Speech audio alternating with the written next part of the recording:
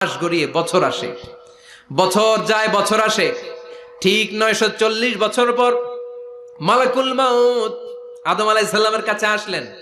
বললেন, আনা মালাকুল মাউত উকিলা বিকুম, আপনাদের জন্য আল্লাহ আমাকে বানিয়েছে রূহ কবজ করতে। ও আদম, আবুল বাশার, পৃথিবীর প্রথম মানব, প্রথম নবী, আপনার সময় শেষ, রেডি হন। কি হন? খেলা শুরু হবে, এখনই রূহ কবজ করে নিয়ে যাব। সাইয়েদনা আদম বলে, এখন আসছো কেন? আমার আরো 60 বছর বাকি আছে। মালাকুল মাউত বলে, না, আপনি রূহের জগতে আল্লাহর কাছে আপনার সন্তান দাউদকে কয় বছর দিয়েছিলেন?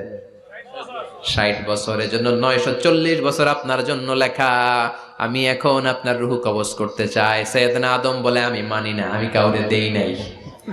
60 বছর আমি দেই নাই, আমি আরো বাঁচবো, আমি আরো বাঁচবো, 60 বছর আমি বাঁচবো, আমি দেইতেই নাই। মিয়া যাও।